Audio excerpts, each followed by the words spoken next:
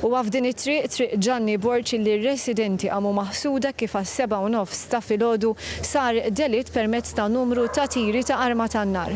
It-tiri fatali kienu indirizzati lejn Carmel Kirkop, avukat ta' 51 sena. Huwa kien f'garaxx li għandu fl-ewwel solar f'tarf it-triq. Kien raġel li għandu garaxx ħdejn dak tal-avukat li sabu nofsu ġol garaxx u nofsu le.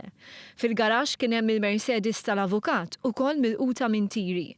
L-avukat ma kienx jgħix f'din it-triq iżda fit-triq il-kbira f'Birkirkara stess. Id-delitt seħħ tefa' ta' ġebla l-bogħod mill-iskola primarja kif qegħdin taraw kienu bosta dawk li nġemgħu jitkellmu dwar x'ġara. Bħala raġel nafu raġel sewwa aħna hawnhekk. Kellna problema aħna ġifieri qasfus ma ħadilna. Raġel sewwa u plastik ħabib tiegħi u kollox.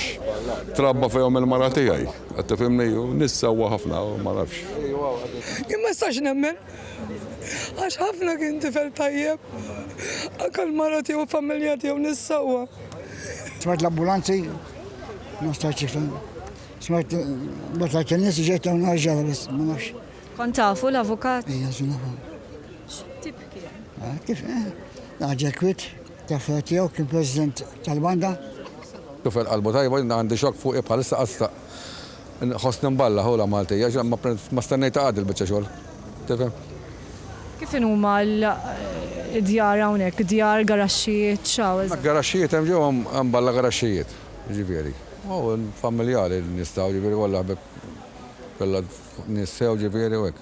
Qatt ma ġara affarijiet inqgħu isfel qatt ma ġara xi ħaġa Ftit wara seħħ id-delitt sinjali ta' luttu fil-gażin tal-banda Duke of Connezzone fejn l-avukat kien president. Aħna tkellimna mal-viċi president. Ħadniha b'xokk kbir, għadna taħt xokk, qatt ma konna nistennewha, hawn ninsabu fluttu, s-soċjetà tinsab fluttu. Kien raġel ġentlom, maħbub, biċċa amara minn hawn għax kuljum hawn. Il-kazin, kemm il-kazin u anke l-banda għamlu progress kbir taħt it-tmexxija tiegħu u kien bastun fuq. L-avukat Kirkop kien se għala 10 snin president tal-banda. Infatti għalulna li kienet pjanata ċerimonja żgħira bir-rigal li kellu jingħata tal-okkażjoni għadu hemm mhux mittifes. Eżatt qudiem il-gażin tal-banda Duke of Connezzone u l-uffiċċju ta' Dr. Carmel Kirkop l-avukat li minnu kien jara n-nies. Carmel Kirkop kien miżżewweġ u kellu tifel li qed jistudja biex isir avukat u wkoll.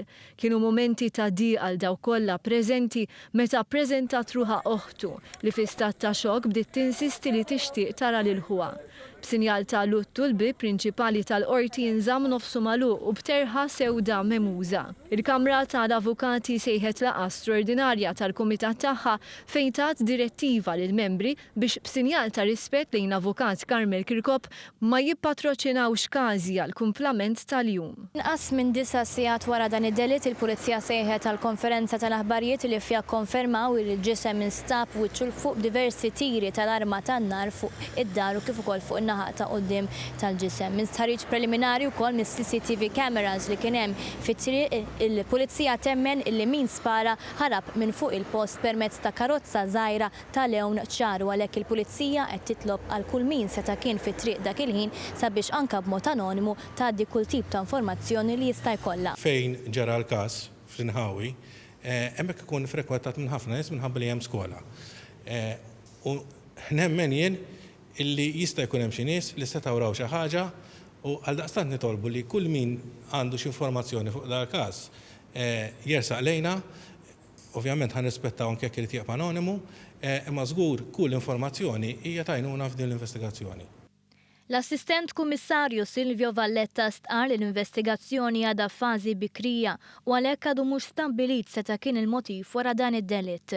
Madankollu kien żvelat li sentejn ilu l-avukat Kirkop għamel rapport l-asta tal-Pulizija għax kienet ikun meddet. Il-Pulizija mhijiex qed teskludi li d-delitt huwa relatat ma' xi kwistjonijiet marbuta mal-professjoni tiegħu u għaldaqstant l-uffiċċju tal-avukat Dingley & Dingley Associates qed ikun investigat ukoll. L-autopsja fuq il-katavru li se ssir il-ġimgħa mistennija tiddetermina wkoll l-ammont ta' tiri li laqtu lill-vittma.